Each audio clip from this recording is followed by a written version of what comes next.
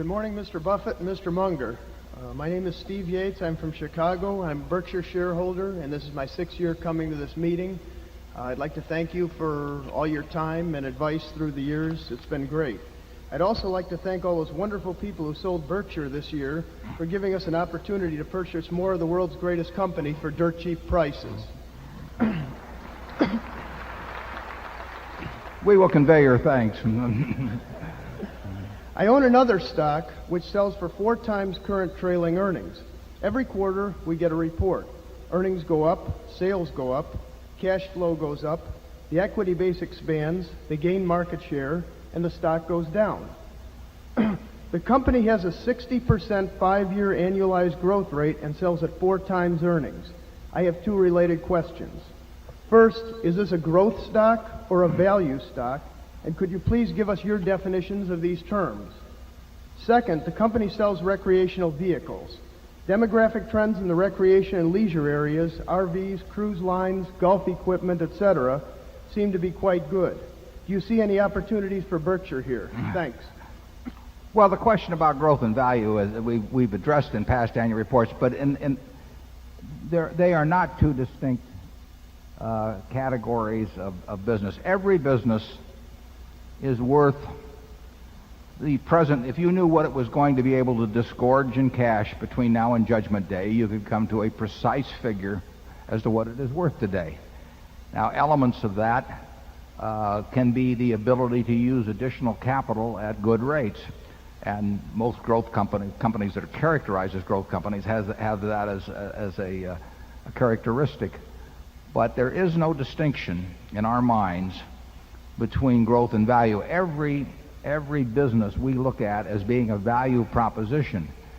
The potential for growth and the likelihood of good economics being attached to that growth are part of the equation in evaluation. But they're all value decisions. A company that pays no dividends, growing 100% a year, is losing money now. That's a value decision. You have to decide how much value you're going to get. Actually, it's very simple. At the first investment primer, when would you guess it was written? The first investment primer that I know of, and it was pretty good advice, was delivered in about 600 BC. By Aesop. And Aesop, you'll remember, said, "A bird in the hand is worth 2 in the bush." Now, incidentally, Aesop did not know it was 600 BC. He was smart, but he wasn't that smart.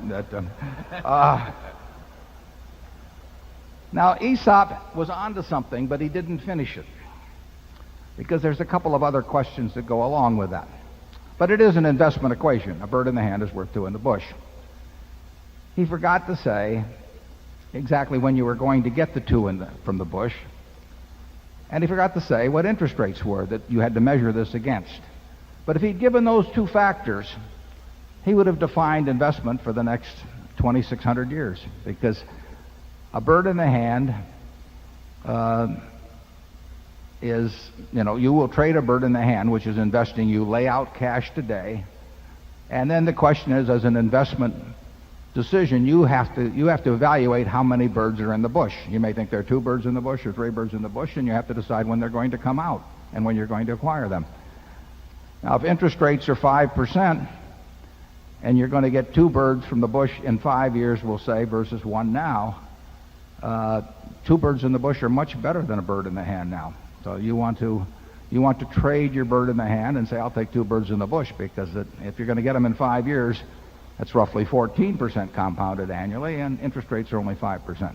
But if interest rates were 20%, you would decline to take 2 birds in the bush 5 years from now. You would say that's not good enough, because at 20%, if I just keep this bird in my hand and compound it, I'll have more birds than 2 birds in the bush in 5 years. Now, what's all that got to do with growth? Well, usually growth people associate with a lot more birds in the bush, but you still have to decide when you're going to get them. And you have to measure that against interest rates, and you have to measure it against other bushes and other equations. And that's all investing is. It's a value decision based on, what it is worth, how many birds are in that bush, when you're going to get them, and what interest rates are.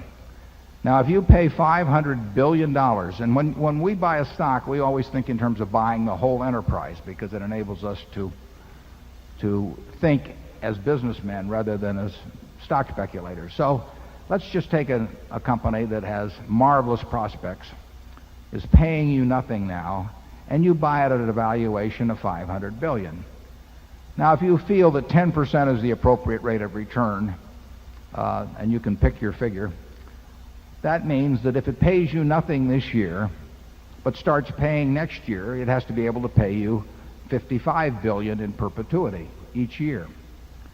But if it's not going to pay until the third year, then it has to pay you $60.5 billion in perpetuity to justify the present price. Every year that you wait to take a bird out of the bush means that you have to take out more birds. It's that simple. And I question in my mind sometimes whether people who pay $500 billion implicitly for a business by buying 10 shares of stock at some price are really thinking of the mathematics implicit in what they are doing.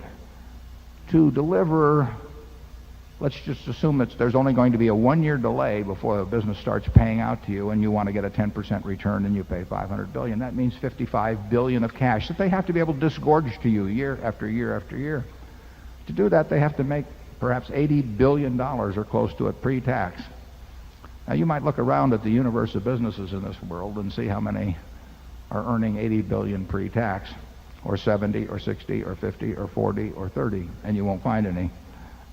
So it requires a rather extraordinary change in profitability to give you enough birds out of that particular bush to make it worthwhile to give up the one that you have in your hand. Second part of your question about whether we'd be willing to buy a wonderful business at 4 times earnings, I think I could get even Charlie interested in that. But let's hear it from Charlie. I'd like to know what that is. He was hoping you would ask that, the fellow that's got all his net worth in this stock and who has a captive audience. Tell us what it is. You got to tell us. We're begging you. You want the name of the company? We want the name of the company. We're dying to get the name. Wait till I get my pencil out. Okay. It's called National RV, and it's based in California, and they sell recreational vehicles. Okay, well, you've got a crowd of people who have birds in the hand, and we will see what they do in terms of National RV. Charlie, do you have anything further on growth and value, etc.? Watch him carefully, folks.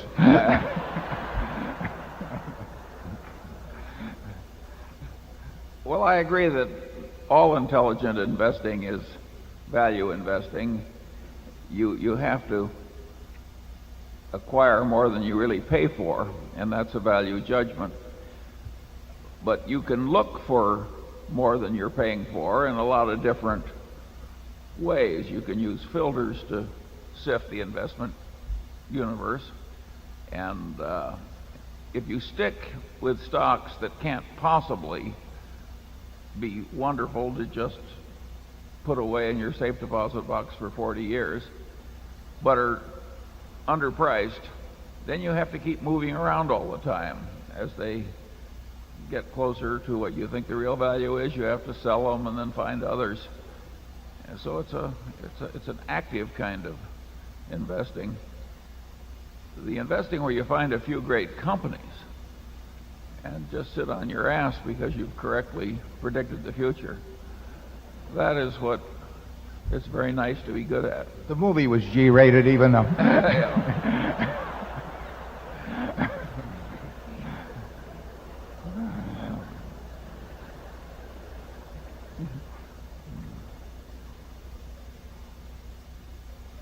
Is that it, Charlie?